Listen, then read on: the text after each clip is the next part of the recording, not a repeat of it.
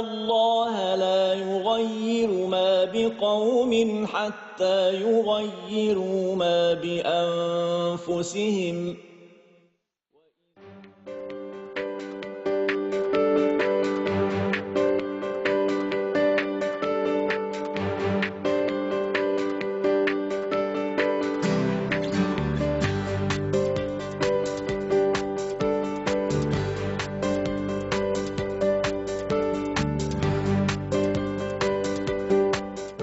Salam alaikum wa rahmatullahi ta'ala wa barakatuh. Bienvenue sur la voie du changement. Bienvenue. Salam alaikum Kama Chiked. Salam alaikum Sherif Idriss. Salam.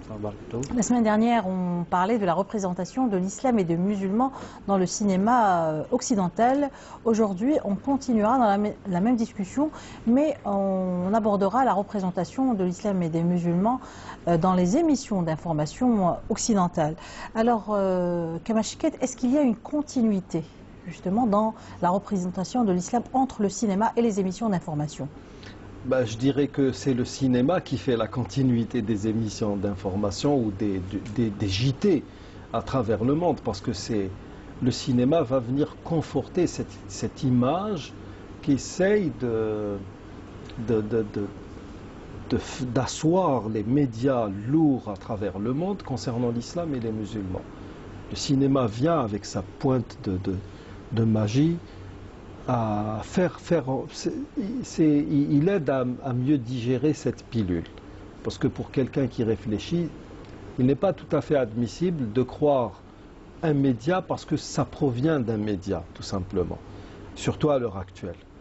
Mais le cinéma va jouer sur ça, va jouer sur les émotions. Il y a un travail de prédisposition mentale à cette propagande qui n'est autre qu'une campagne de diabolisation de l'islam et des musulmans. Ils travaillent en symbiose, les deux, vous pensez? Pas forcément. C'est-à-dire qu'en fait, quand on veut se représenter l'islam, on le fait de différentes manières. À travers notamment les moyens d'information, de communication. Parce que le cinéma, c'est une communication en elle-même. On communique, c'est-à-dire qu'on distille un message. Et à travers le message, on construit un discours. Et on se représente une réalité. Et ce qui change, ce qui est différenciant entre les deux, c'est la manière de faire, c'est les procédés.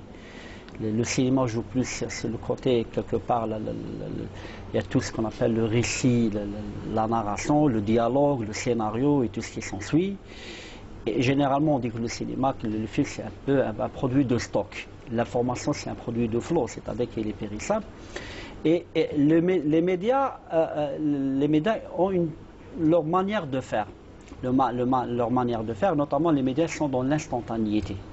C'est-à-dire que l'information, elle sort, c'est-à-dire que l'événement se produit et on le traite. Et on le traite selon des modalités, selon un angle d'attaque, selon des cadrages, selon des procédés pour produire cette information et la manière de présenter ce message vers le téléspectateur.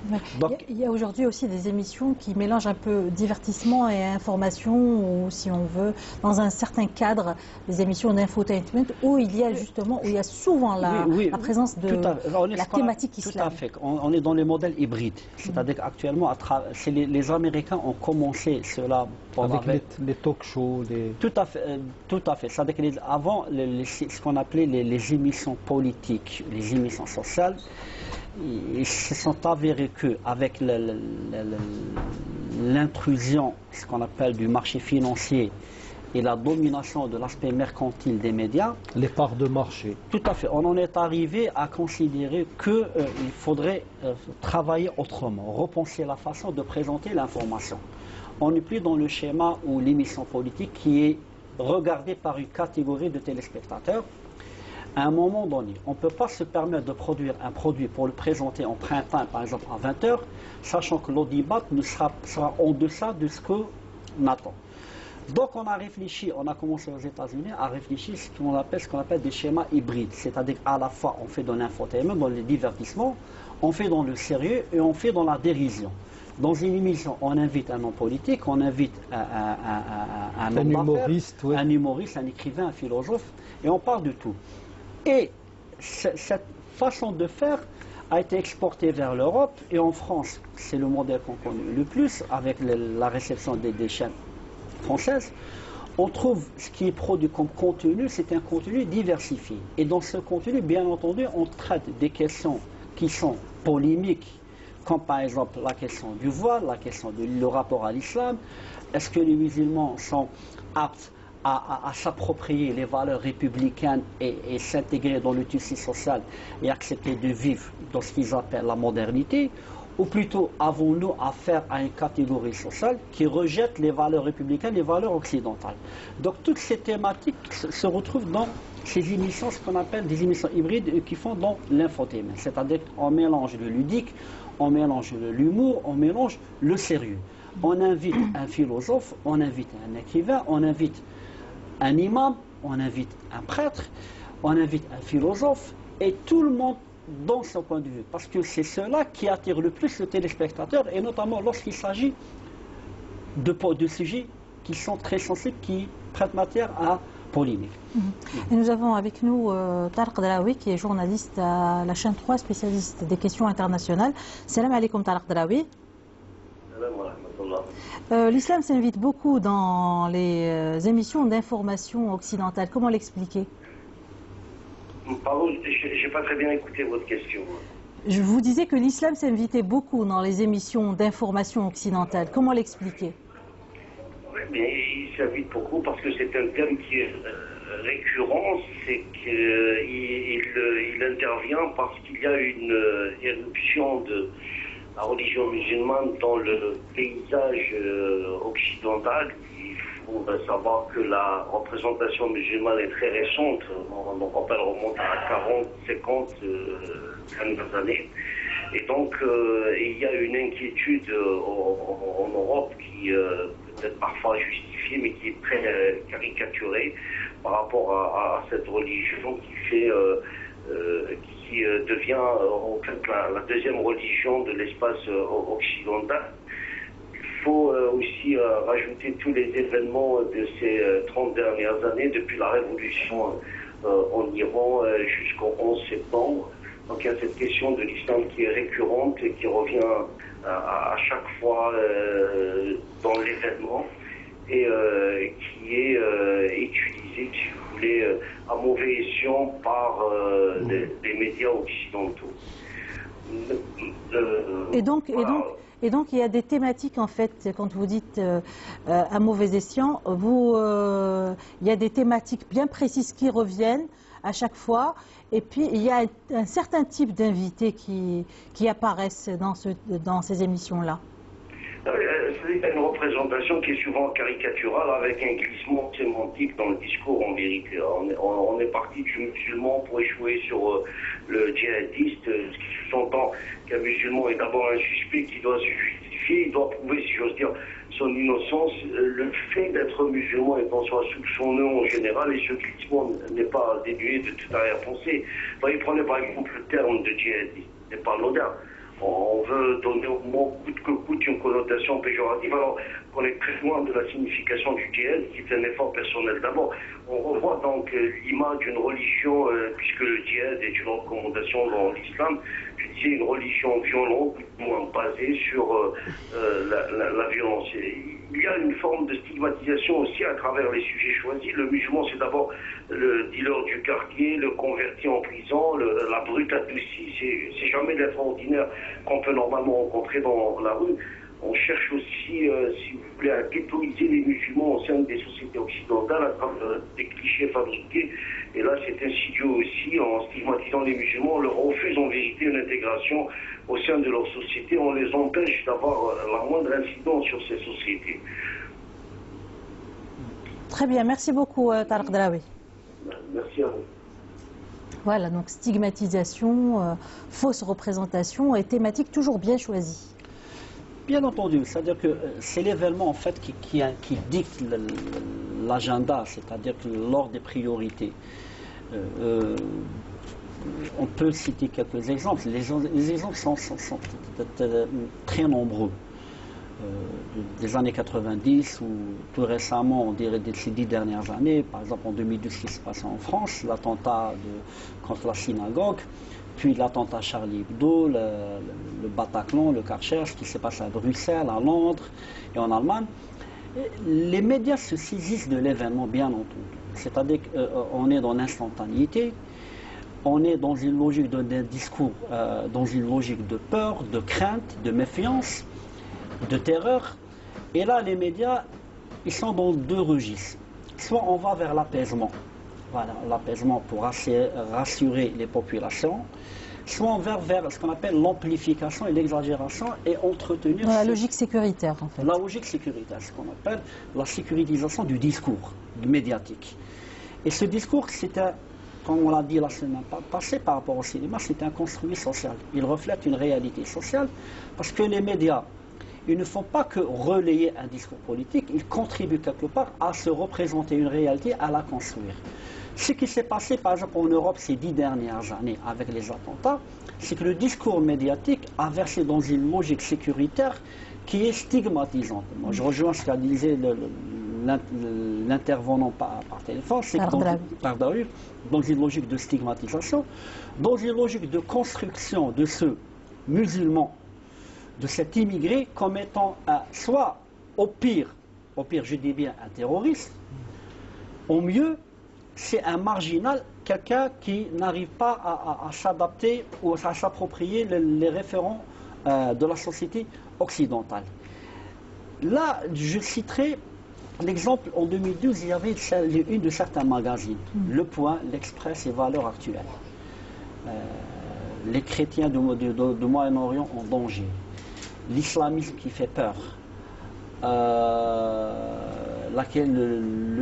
hijab de la controverse. Je cite quelques-unes de certains magazines. Et on peut élargir la palette en citant quelques émissions dans lesquelles sont invités quelques personnes qui sont considérées comme des faiseurs d'opinion.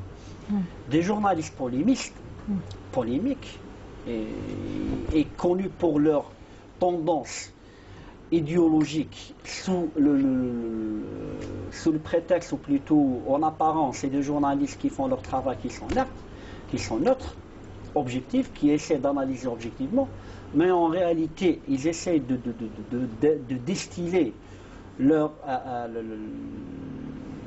visée idéologique, leur haine vis-à-vis de l'islam de façon très sournoise. Ils sont proches de la droite sioniste, ils sont proches de l'extrême droite, ils sont des écrivains comme Alain Finkielkraut, ça c'est en France. En France, et certains écrivains, certains politologues, certains sociologues qui prétendent connaître l'islam, ils viennent ici de donner leur expertise qui vient en appoint, ou plutôt en renfort du discours médiatique, qui cherche comme objectif, qui vise comme objectif d'entretenir ce climat d'insécurité, lequel climat d'insécurité serait favorable pour des politiques publiques sécuritaires plus répressives, aussi bien en termes de circulation de la population à l'intérieur du territoire ou vis-à-vis de l'immigration, voire même des politiques sociales, certaines démarches politiques d'exclusion vis-à-vis des musulmans en Europe et en France notamment. Et l'une des thématiques vraiment préconisées par ces émissions-là, c'est la femme. Oui. Malheureusement, femme musulmane. Oui, c'est un sujet intarissable en quelque sorte. C'est le fonds de commerce par excellence. La femme, comment elle doit s'habiller? Essentiellement, ça tourne toujours comment elle doit s'habiller. Oui, mais le problème, c'est que ça marche. La sauce, elle prend tous les jours. Ils disent que la femme n'a pas besoin de tuteur, son mari, son frère, etc. n'est pas son tuteur, mais eux, ils s'érigent en tuteur. Oui. Non, ils s'érigent carrément en conscience de la femme. C'est pire encore. De toute manière, religieusement parlant, la femme n'a pas de tuteur en islam. Et même l'ouali dans le mariage, c'est un représentant légal, c'est pas un tuteur, c'est pas un wasi. Et pour preuve, la femme a le droit de dire oui ou non quand quelqu'un se présente, elle a le droit de fixer sa dot, elle a le droit même d'accompagner son acte de mariage de clauses quand elles sont valables. Et pour l'imam Malik par exemple, ou bien pour Ibn Taymiyyah qui est de l'école Hanbalite, si le mari accepte ces clauses-là et qu'il ne les respecte pas, c'est le contrat de mariage qui se retourne contre lui. Mieux encore, en parlant de tuteur, pour juste donner une idée à nos téléspectateurs, le contrat de mariage, par exemple, en islam, n'est pas un contrat religieux. Ce n'est pas un sacrement, comme c'est le cas dans l'Église chrétienne, qui fait de la femme, même après la mort du mari, quelque chose qui fait carrément partie du douar. Ça n'est pas une sorte d'animal à apparence humaine, comme c'est le cas dans la logique juive. C'est un être humain à part entière. Notre problème, c'est que eux, avec leur colonisation, ont fait en sorte que, avec toutes les politiques d'ensauvagement qu'ont connu les pays musulmans, ils sont arrivés à créer un taux d'illettrisme chez les femmes qui avoisine, en Algérie par exemple, il avoisinait les 98%.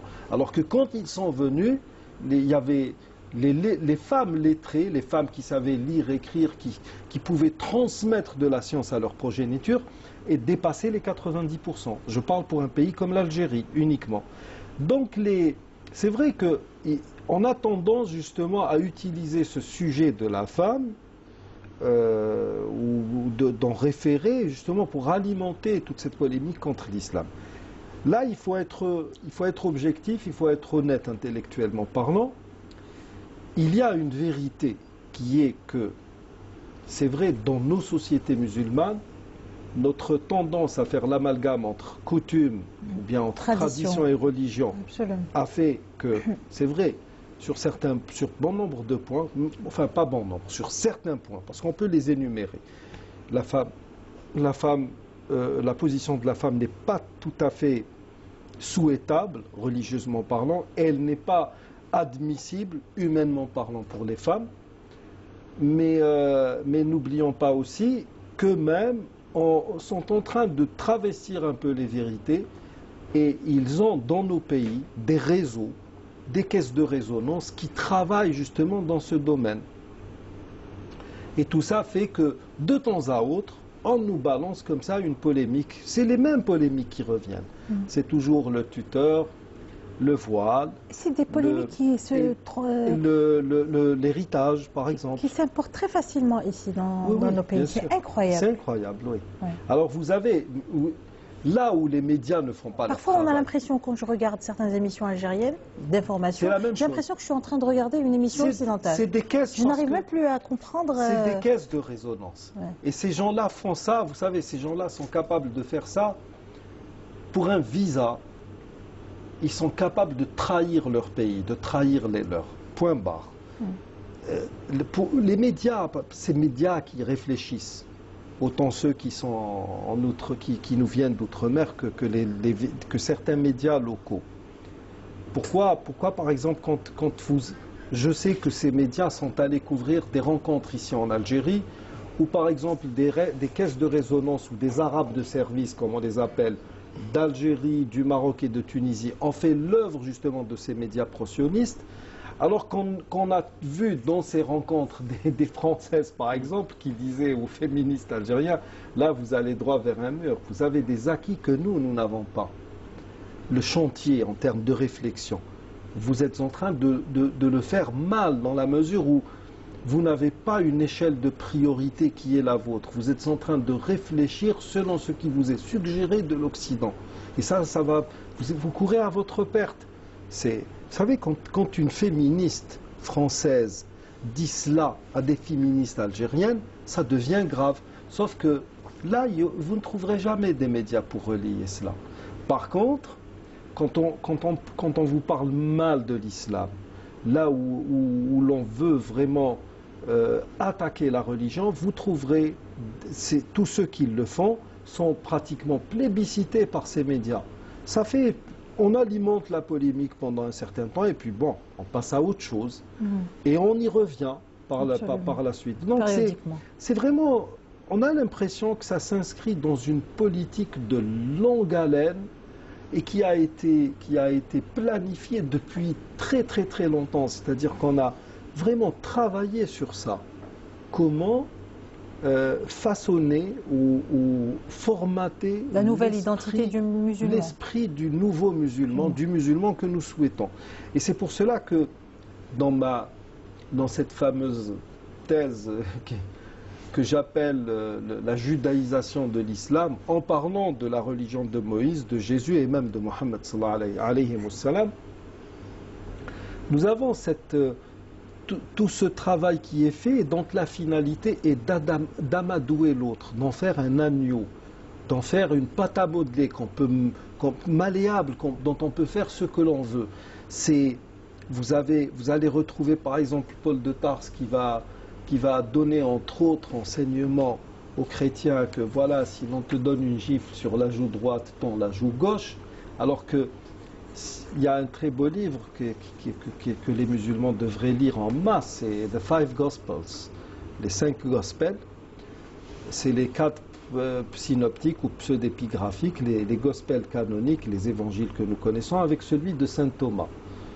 Et une étude a démontré que ça ne pouvait pas émaner de Jésus, parce que la religion ne fera jamais de quelqu'un une personne soumise. Et même quand nous parlons d'islam, la soumission en elle-même, est-ce que je peux traduire islam par soumission? Nous sommes soumis à un Dieu, que nous le voulons ou non. Mais ma manière d'être musulman, c'est cette soumission, se laisser aller à Dieu. C'est beaucoup plus une confiance qui fait que je confie tout ce que je suis, tout ce que j'ai à Dieu. C'est beaucoup plus de la confiance que de la soumission à un Dieu esclavagiste. Je n'ai pas affaire à une entité qui a un fouet et un carcan. J'ai affaire à de la miséricorde pure, tout simplement. Et donc, on est toujours dans le même canevas.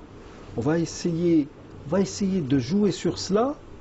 Et le problème, c'est que ces anti-religieux, ces laïcs, comme ils s'appellent, ne sont que contre l'islam. C'est ça qui me choque.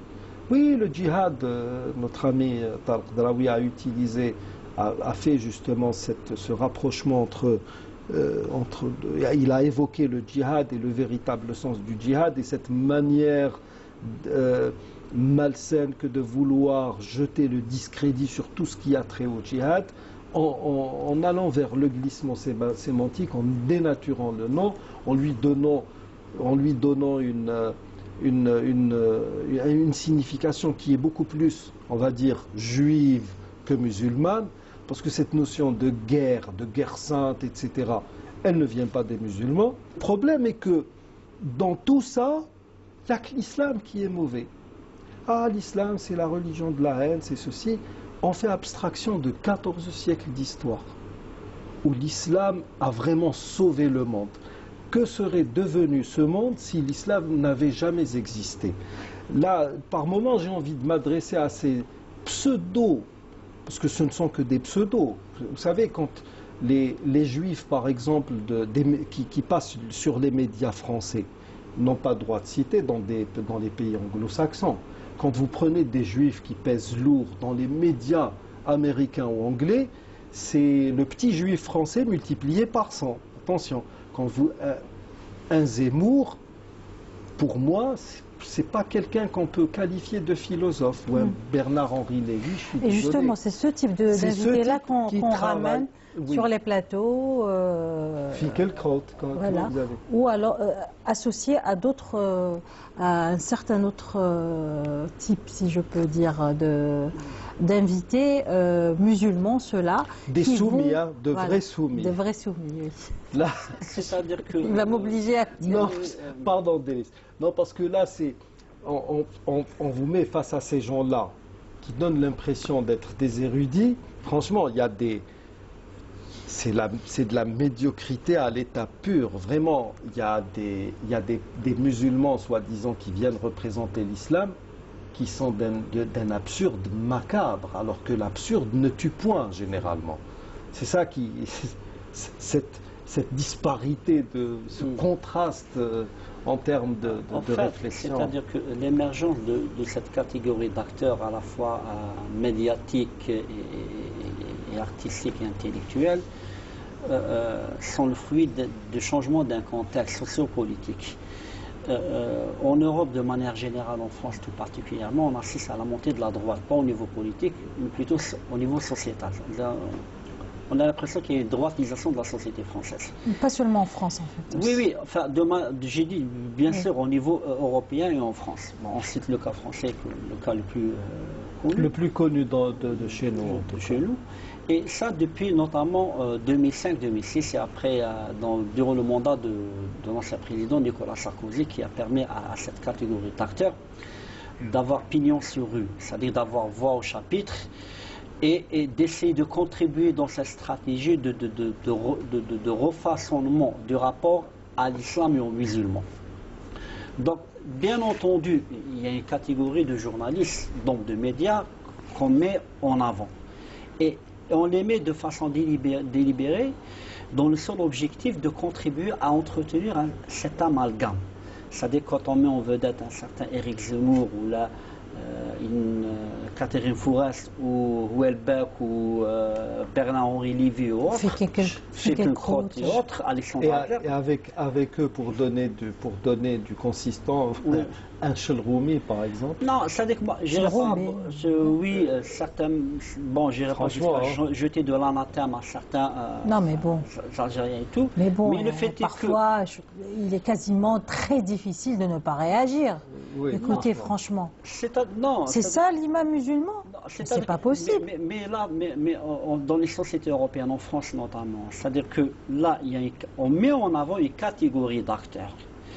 Et on les fait présenter comme étant les bons musulmans, les représentants du vrai islam. Ce qu'ils appellent, eux, l'islam de France, et n'est pas l'islam en France.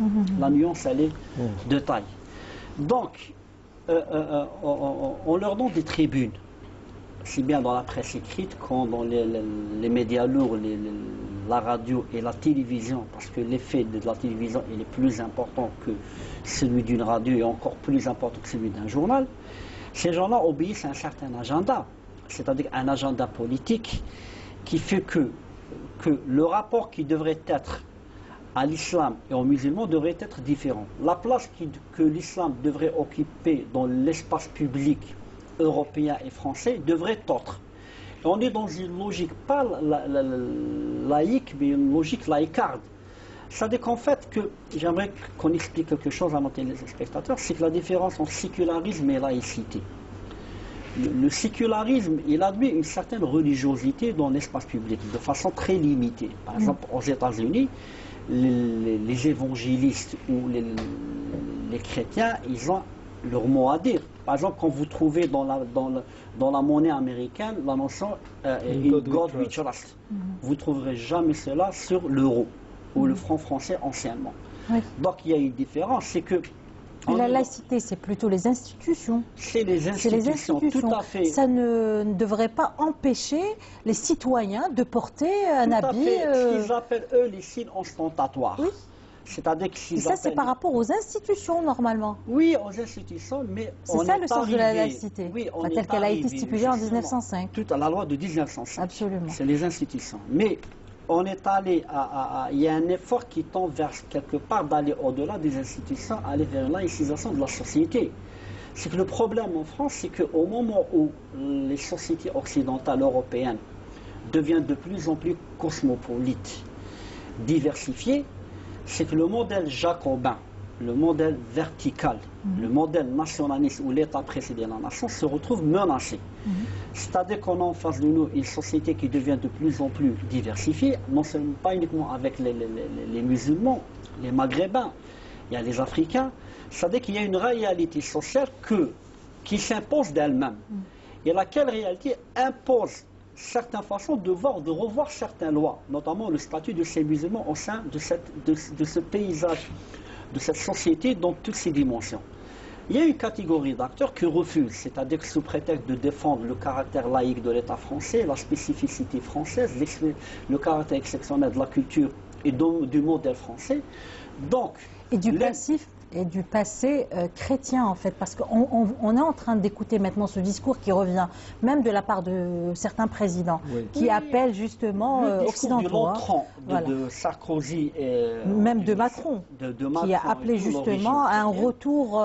oui, des valeurs chrétiennes, mais j'aimerais, c'est-à-dire qu'il y a une chose qui est très importante, qui vous faites bien de le soulever, parce que ça me permet d'évoquer une chose qui est très importante. C'est-à-dire que le rapport, pas uniquement à la religion musulmane, même à la religion chrétienne. Prenons le cas du fameux, ce qu'on appelle le mariage pour tous. Le mariage pour tous, défendu par les uns et rejeté par les autres. Non, défendu par les uns est rejeté par l'écrasante majorité. L'écrasante majorité. J'étais en France quand il y a eu les débats et puis il fallait voir la répression. Il fallait voir la répression de ceux qui s'opposaient. Alors attendez, on va le laisser terminer son idée. C'est-à-dire que moi, j'ai eu l'occasion d'être en France, j'ai assisté de loin à une manifestation contre le mariage pour tous. Oui. C'est qu'il y a un travail d'ostracisation de cette majorité qui rejette, qui considère comme contraire à la nature humaine, ce mariage pour tous contraire à la nature humaine. C'est dire en fait que, contrairement à ce que certains pensent, c'est-à-dire que ce n'est pas le rejet uniquement de la religion musulmane de l'islam qui est le plus évident, mais même une certaine, ce qu'on appelle l'intrusion de la chrétienne. Mais c'est au-delà des religions en fait, cette histoire. Au-delà de la religion. C'est aller contre nature. Tout à fait. C'est aller contre nature. Enfin, c'est-à-dire qu'il y a. Sauf que les médias semblent faire du contre nature. Ce qu'on appelle les médias, les médias dominants, le mainstream médias, quelque part les médias dominants. Il y a des chaînes qui sont très connues pour leur accointance avec des milieux de droite, et voire même de droite sioniste. Surtout. Et même de la gauche sioniste, parce que les sionistes traversent ce qu'on appelle toutes les factions politiques, de gauche comme de droite. Donc vous avez une faction sioniste qui domine actuellement le paysage médiatique, pour la simple et bonne raison, parce qu'il y a l'intrusion, ce qu'on appelle du capital financier. C'est une tendance mondiale, mais qui gagne de plus en plus l'Europe. Dans les grands groupes médiatiques, BBC, Fox, Sky News, Fox News et tous ces les télés françaises, vous avez Deutsche Welle, etc. BFM ou certains journaux comme Le Figaro ou autres, où la droite sioniste elle est très présente. C'est-à-dire qu'à travers le relais au sein des rédactions, le relais au sein du milieu artistique, du milieu littéraire, ils sont là pour relayer un certain discours anti-religieux. Ce n'est pas le fait que, non, on est dans la loi de 1905, il faut respecter le caractère républicain de l'État, il faut que les musulmans acceptent ce que je considère comme tout à fait normal, qu'il y a un modèle politique, un modèle sociétal, il y a un référent qu'il faut le respecter tout en gardant son identité. Mais au-delà, c'est-à-dire qu'il y a des appels qui vont au-delà, c'est quelque part, comme on l'a dit la semaine passée, ce qu'on veut en fait des musulmans sans l'islam. Le bon musulman, c'est tel journaliste, tel imam, tel écrivain qui vient sur les plateaux de télévision descendre en flammes ses co-religionnaires. Les traités, parfois, ils ne vont pas jusqu'à les traiter de terroristes, mais au-delà d'essayer de montrer qu'en quoi le problème est dans l'islam et non pas dans les musulmans. Non mais attendez, quand vous écoutez quelqu'un qu'on a mis en avant, en dépit du fait qu'il ait été au début producteur d'infos comme pas possible auparavant, quand vous écoutez un Sifawi, il n'y a rien de bon dans l'islam. Il faut effacer l'islam de la sphère publique, de la sphère privée, du monde entier, de l'histoire, même du collectif imaginaire, si tant est que l'on puisse parler d'un collectif imaginaire concernant l'islam. Le problème est que nous-mêmes, qui sommes sous l'effet de ces médias, avons des problèmes dans nos sociétés. Oui. Parce que les musulmans n'arrivent plus à faire la différence. Vous savez, j'ai eu l'occasion de vérifier cela, même dans les pays du Sahel. Toutes les nations... J'ai l'impression qu'eux, ils ont conscience de cela. Non, et eux, ils ont conscience, bien sûr. De l'influence qu'ils ont sur nos propres... Ils ont des réseaux dormants, des relais, des caisses de résonance, des gens qui sont payés carrément. Ils ont même, au niveau des médias, des gens... Vous savez, c'est un schéma classique. C'est la personne qui va 2, 3, 4 fois par an, par exemple en France, qui est reçue dans tel endroit par telle personne, etc., qui est manipulée par un tel. Tout devient de plus en plus clair. Le problème est que vous avez chez cette élite, du moins supposée élite, qui vous parle par exemple on vous parle de laïcité, on vous la présente carrément comme une religion. Et on en parle de la même manière que les Français. L'islam a consacré le principe de sécularisme. Même le mufti, le qadi, le calife n'est pas un représentant de Dieu. Même si Souleymane Qanouni, je crois que c'était lui qui disait « je suis l'ombre de Dieu sur terre ». Mais il a été le seul à l'avoir dit. les plus grands califes omeyyades ou abbassides, ou même les plus puissants, même Salah ad-Din, n'ont jamais dit cela. Parce que tout le monde était conscient que sur le plan religieux, ce qui n'enlève aucun mérite à Sulayman al-Qanouni, qui était un homme pieux, un homme très très ouvert, un homme qui il était juste, etc. Et donc le principe de sécularisme est un principe qui est omniprésent dans la charia musulmane. C'est une loi qui est théocentrique dans la mesure où elle s'inspire de ce que Dieu a révélé au messager alayhi salatu wassalam, et qui à partir de là donne matière à l'homme à gouverner ses congénères et à essayer de trouver des solutions d'hommes dans ce monde d'hommes.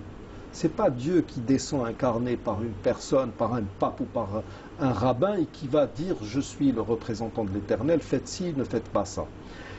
Un autre problème se pose, celui maintenant de la compréhension de la laïcité à l'heure actuelle. Il y a une dérive déjà, plus qu'un glissement sémantique. Il y a une dérive, on a carrément dénaturé ce terme. Dans un pays comme la France, un peu l'Espagne, l'Italie et puis dans certains pays d'Europe, on a l'impression que laïcité devient synonyme d'athéisme carrément. C'est-à-dire que la laïcité n'admet plus Dieu, alors que le laïc, dans l'étymologie du terme, laikos en latin ou laicum en grec, c'est le commun des chrétiens. On ne peut pas, c'est-à-dire qu'on ne peut pas être laïque sans être chrétien, dans le fond. Donc, quand quelqu'un vient... Dans le fond, la laïcité intéresse essentiellement les chrétiens. Le christianisme, vous savez... Pas les autres. Laïque par opposition à clerc. Laïkos ou laïcum par opposition à cléricos ou cléricum. Ça veut dire que quand ces soi-disant illuminés francophiles que nous avons dans le Maghreb viennent nous dire nous sommes des laïcs musulmans, mesdames, messieurs, je suis désolé, vous êtes dans le non-sens. On ne peut pas être laïc musulman, on ne peut être laïc que quand on est chrétien. Mais poussons le bouchon au maximum et disons qu'avec l'usage linguistique, le laïcisme ou la laïcité est devenu un concept que peuvent se partager les gens. Allez, on va être d'accord avec vous. Mais que veut dire ce concept de laïcité? Un rejet de Dieu?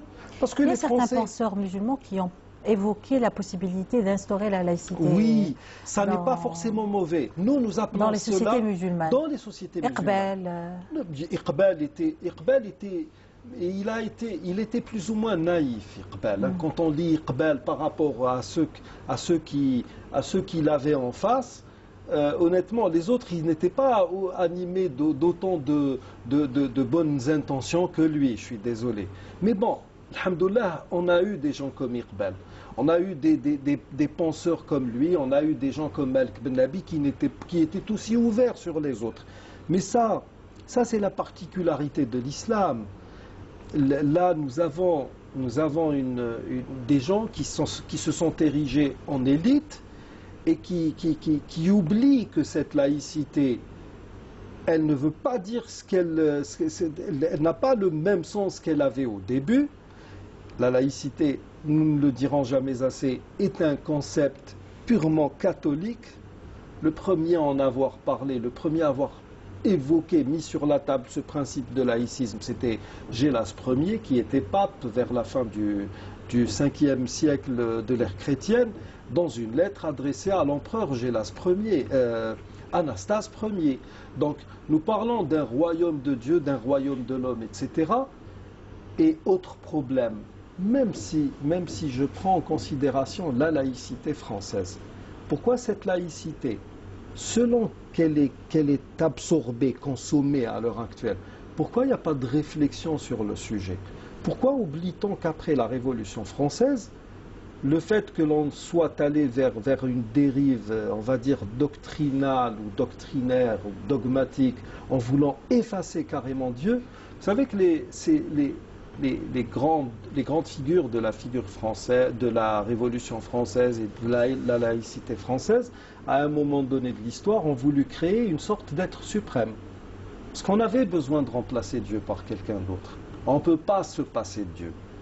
Ça n'est pas possible. Ça va à l'encontre de l'innéité humaine, de ce que le Coran appelle fitra. Et là, dans nos pays, le problème, c'est que ce que produisent les médias occidentaux, il est resservi par des gens. Vous savez, une fois on m'a dit, pourquoi tu ne lis pas la presse au quotidien? Ben, j'ai pas besoin de lire la presse algérienne, surtout francophone. J'ai pas du tout besoin de la lire. On m'a dit pourquoi? Parce que je lis régulièrement la presse française ou la presse occidentale. Ce que je lis dans une presse occidentale, 3-4 jours plus tard, je vais le retrouver dans certains tabloïds. Même dans certains plateaux, infotainment algérien, oui. on trouve le même type de discours qui Surtout est... à l'heure actuelle, c'est pire encore avec les chaînes web, les web TV, etc. Vous avez tous ces relais, tous ces réseaux travaillent sur la toile, avec des émissions, etc. En fait, c'est-à-dire que le problème n'est pas de soulever certaines questions de société. C'est-à-dire qu'on est en pleine mondialisation, bien entendu, avec les interférences culturelles, les chaînes de télévision satellitaires, les nouvelles technologies font que parfois, par la force des choses, on est amené à importer certains concepts. Non, mais c'est plus importé, là, c'est carrément de déculturer. Justement, là, c'est-à-dire que le problème est le suivant. C'est que ce n'est pas de traiter certaines problématiques, de soulever, parce que la société, elle évolue. Mais le problème se situe au niveau de la manière de les traiter et l'objectif qui est recherché. Maintenant, si on soulève certaines questions, par exemple en Algérie, et on a des questions qui ont été soulevées à travers les débats dans les médias, comme le statut de la femme, l'héritage, l'adoption, tout ce qui s'ensuit. Moi, je considère qu'on est dans le débat, il faut en débattre. Absolument, bien sûr. Clair, oui. Il faut parler de ces choses-là. Il faut parler. Sauf qu'il faut en parler d'un point de vue... Bon, on se perd un peu, on perd un peu dans cette on va émission. algérianiser le débat. Voilà, il faut algérianiser le débat et ne pas importer le discours tel qu'il est discuté dans les plateaux étrangers. Dans tout cela, c'est Français, de essentiellement. s'approprier des concepts, s'approprier une logique sémantique qui est le fruit d'une réalité qui est tout à fait différente. Oui, On ne peut pas parler de dire que voilà, on doit être laïque, on doit faire ceci et cela. Non, il y a une réalité à la fois historique, une réalité socio-culturelle qu'il faudrait la prendre en considération, qui s'impose comme élément structurant pour constituer le référent identitaire algérien. Apprenons à réfléchir par nous-mêmes. Excusez-moi, il faudra qu'on revienne donc au thème de notre émission. Je voulais juste vous poser cette question. Il y a cette représentation de l'islam comme étant une sorte d'un seul bloc. Un seul bloc monolithique, une seule ethnie, une seule terre. C'est comme ça qu'on voit l'islam lorsqu'il est représenté dans certains reportages. On a l'impression qu'il y a les musulmans dans une seule région. C'est le propre de certains médias. À quelle finalité? Non, bien entendu, les médias, c'est des logiques éditoriales, c'est des contenus, mais c'est des logiques politiques et idéologiques. D'accord, donc c'est à quel objectif? Objectif, tout dépend de l'agenda que ces médias servent. C'est-à-dire que, par exemple, aux États-Unis, depuis le 11 septembre, il y a des médias conservateurs, soit dans le cadre du traitement de l'information médiatique, soit dans le cadre du reportage. Tout dépend du genre journalistique adopté, ou dans le cas des émissions. Quand on est dans une chaîne qui est conservatrice, qui est inscrite en droite ligne dans la stratégie de lutte contre le terrorisme, et laquelle stratégie fait dans l'amalgame, fait dans la stigmatisation, bien entendu, le discours médiatique ne peut être qu'en phase, en adéquation avec ce discours politique, avec cette idéologie. En Europe, on est dans la même configuration, en Grande-Bretagne, en Allemagne, en Belgique, en Espagne, en Italie, en France. C'est-à-dire qu'il y a un discours dominant, un discours politique dominant, il y a un contexte international, un contexte régional, il y a un contexte social fait par exemple de chômage, de montée de l'insécurité, de montée de l'extrême droite. Certains médias, soit par opportunisme, soit par alignement idéologique flagrant, répercutent ce message, répercutent ce discours, le fait de dire qu'en fait, on a affaire à un bloc musulman monolithique, tous les musulmans se valent, l'islam est une religion violente, il suffit de lire certains versets du Coran où on cite vers l'excommunication des non-musulmans, vers la torture et tout ce qui s'ensuit. Donc certains médias sont tombés dans ce travers. Donc on est dans une idéologie qui sert un agenda politique et idéologique à dimension internationale et régionale. Par contre, il y a certains médias ça peut nous indiquer ce qui peut se passer, je veux dire, dans le futur? Ça peut être un indicateur. Ça peut être un indicateur. Ça peut être un indicateur où, par exemple, quand on prépare certaines mesures répressives, on fait face, par exemple, à l'immigration clandestine, à la situation des musulmans dans l'espace public européen, économique, sociétal, culturel et politique. Donc, on prépare le terrain vers des politiques publiques qui tendent vers l'exclusion, ou vers la redéfinition de la place de ces musulmans au sein de l'espace européen occidental. Donc ce n'est jamais innocent. Dans certains cas, ce n'est jamais innocent. Et il y a des groupes médiatiques qui sont en accointance avec des groupes financiers très puissants. Des multinationales, en accointance avec des groupes idéologiques et politiques, avec des think tanks. Donc c'est des laboratoires qui tracent la stratégie politique et que ces médias-là doivent indexer leur discours pour être en phase avec ce discours politique. Et ils arrivent quand même à complexer les musulmans. Oui, parce que... Pas seulement chez eux. Ils arrivent à complexer les musulmans partout. Partout, oui. En tout cas, en termes de stratégie, ils ont réussi dans la mesure où tous ces problèmes-là, qui sont des problèmes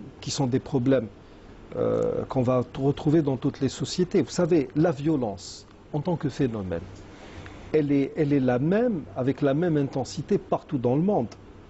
Elle est produite par justement les grands groupes financiers.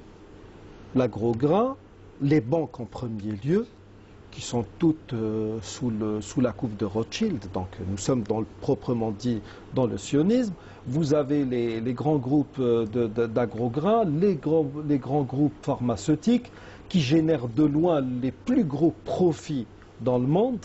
Je ne sais pas, mais je pense que pour l'année dernière, on parlait au moins de 960 milliards de dollars de profit pour l'industrie pharmaceutique. Tout ça va plonger le monde dans des situations qui ne peuvent que produire de la violence. Où ont réussi les médias occidentaux? Ils ont réussi à islamiser le phénomène, pas à traiter. Quand vous êtes dans les grandes rencontres internationales de PVECV, Preventing or Countering Violent Extremism, on ne parle plus, quand on vous balance le terme d'extrémiste, terroriste, ça n'est pas une personne que l'on doit prendre en charge à tous les niveaux possibles et imaginables. Non, c'est le musulman tout court. Ça veut dire que nous ne sommes plus dans un phénomène de violence, nous sommes dans une chose, entre guillemets, qui est liée de manière intrinsèque à l'islam, à la nature primordiale de l'islam et du musulman. On ne parle plus d'un phénomène de terrorisme, on parle d'un phénomène qui est proprement islamique. C'est de cela, c'est pour ça que je parle. C'est vrai qu'on a l'impression qu'ils n'arrivent plus, c'est bon, à se contenir, à dire non, ils ne sont pas tous pareils. Ils sont tous pareils. En fait, c'est avec l'une des plus grandes prouesses de ces groupes médiatiques, pas tous heureusement, c'est deux choses. Un, faire cette association à l'échelle planétaire, quand on parle de terrorisme extrémisme, cette association avec une catégorie religieuse, c'est-à-dire qu'avec l'islam et les musulmans. Vous savez, honnêtement, avec tous les musulmans. Vous savez, oui, justement. Vous le savez autant que moi, même quand vous faites des conférences à l'international, ça, j'ai toujours eu droit à cela. À chaque fois, il y a des questions de gens qui sont là, qui viennent écouter avec le background de leurs ancêtres qui étaient racistes, qui étaient criminels, qui étaient négateurs, qui étaient négationnistes, tous les défauts du monde. Et là, pour peu que dites ce que vous voulez, vous êtes dans la fable dans cette fameuse anecdote du loup et de l'agneau. Le loup qui rencontre un agneau de 3-4 mois qui lui dit « N'est-ce pas toi qui m'as insulté l'année dernière ?» L'agneau lui dit « J'ai à peine 6 mois. » Alors c'est ton père. Et il va le dévorer quand même. Donc, quoi que vous fassiez, quoi que vous disiez, moi quand je dis que l'islam n'est pas une religion de violence, je fais une lecture de tous les versets qui parlent qui interviennent en temps de guerre. Le mot djihad, combien de fois il revient, quel sens revêt-il, qu'en ont dit les savants de l'islam. Ensuite, j'appuie cela par un passif, par une histoire qui est bien réelle. Je ne suis pas dans l'imaginaire, une histoire qui est connue de tous. Et même si, à travers cette histoire, certains points sont occultés, vous parlez de Uhda Umariyya, le pacte omarien à Jérusalem. Il s'est trouvé en Angleterre des gens qui me disent « Ah, it's an apocrypha », c'est un apocryphe. Pourquoi? Parce que ça a été écrit par des musulmans, alors que vous-même, vous prenez comme vérité absolue ce qui a été dit par un petit voyageur comme Hérodote. Vous nous le faites passer pour le père de l'histoire. Et donc, le problème est qu'à chaque fois, vous allez trouver des gens qui vont essayer de faire ça. Non, tout ce que vous dites, ça ne reflète pas la véritable interprétation de vos versets. Ça n'est pas, oui, là, par la méthode, alors que c'est prouvé par la méthode. Vous savez, ce que l'histoire, nous avons des techniques que vous lisez quelqu'un comme Ibn Khaldun, Toynbee ou bien Will Durant. Ibn Kathir, lorsqu'on lit Ibn Kathir, la méthode qu'il a faite pour collecter tous les dires, que ce soit en écrivant le Bidaya ou Nihaya ou alors dans les tafsirs du Coran, franchement, c'est de la méthode. Bien sûr que c'est très méthodique. Oui, oui, absolument. Non, juste pour abonder dans ce sens, ce que je veux dire tout à l'heure, c'est que l'une des plus grandes prouesses, je dirais à titre d'objectivité, de certains groupes médiatiques, certains cercles médiatiques, académiques et littéraires, c'est de faire croire que le paradigme actuellement, c'est que la lutte antiterroriste, l'extrémisme, c'est d'associer avec l'islam. Deuxième prouesse, c'est de complexer les musulmans. C'est-à-dire quelque part, on place les musulmans dans une posture défensive de se justifier. Absolument. Et toujours dans cette position. Tout à fait. C'est-à-dire de dire finalement, à nous les musulmans, on dénonce. À nous, ne sait pas nous. La première, quand il y a un attentat terroriste, dénoncer. Il faut dénoncer. C'est-à-dire qu'on oblige les musulmans à dénoncer. Malheureusement, c'est le cas. Il y a une tendance très très forte qui s'installe en Occident, aux États-Unis, en Europe. Et heureusement aussi pour nous les musulmans, c'est que certains cercles médiatiques et académiques ne tombent pas dans ce panneau, ne tombent pas dans ce piège de dire en fait que on est dans une logique de confrontation, on est dans une logique d'opposition, c'est-à-dire eux et nous, ils ne sont pas comme nous on est civilisés, eux ils refusent la civilisation. Et c'est là que certains cercles médiatiques essayent, et littéraires et cinématographiques et universitaires essaient de faire passer, mais ce qui est aussi positif, je dirais, à titre de façon objective, c'est que même en Occident, il y a certains cercles médiatiques, certains cercles intellectuels et académiques qui ne tombent pas dans ce travers. D'accord.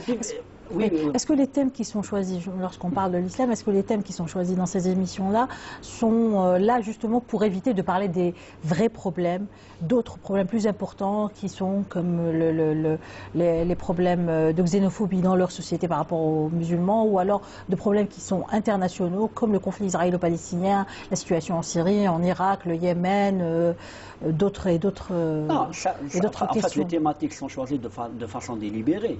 Cela va de soi. C'est-à-dire quand on choisit de traiter, par exemple, sur le djihad, sur l'islam et le terrorisme, sur l'égalité en femmes, la place même le halal et tout ce qui s'ensuit, il y a des arrière-pensées derrière. C'est clair. C'est-à-dire que soit on veut détourner l'attention de la population, de l'opinion publique sur des thématiques aussi importantes telles que la montée de la fracture des inégalités au sein de la société, ou bien cacher certains agendas, parce qu'on assiste à la montée du populisme en Europe et aux États-Unis même, de l'extrême droite. C'est quelque part, en fait, il y a certains cercles médiatiques qui versent, dans le discours, versent dans le sens d'une certaine droitisation de la société. Vous pensez que c'est une montée voulue? Elle n'est pas, c'est-à-dire que vous savez qu'il y a une réalité. Moi, je ne suis pas tellement calculé peut-être pour un futur proche. Il y a une réalité sociale en Occident, il y a une réalité sociale, il y a la mondialisation libérale qui a créé des fractures, c'est-à-dire que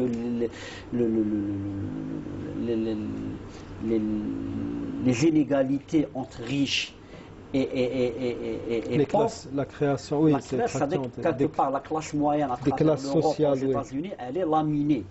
Donc il y a des disparités telles que la montée du populisme d'extrême droite, c'est devenu comme quelque chose de tout à fait normal. Ça rentre dans le cours de l'histoire. Mais le danger, c'est que dans ces sociétés, c'est que cette pensée populiste, cette pensée extrémiste, cette idéologie extrémiste puisse avoir une traduction, une déclinaison au niveau politique. Et c'est elle qui va déterminer les politiques publiques qui ne seront pas en faveur des musulmans dans ces sociétés. L'avenir nous le dira. Merci Cherif Driss, merci Kamal Chkait, merci à vous de nous avoir suivis. On se retrouve la semaine prochaine. Salam alaikum wa rahmatullahi ta'ala wa barakatuh.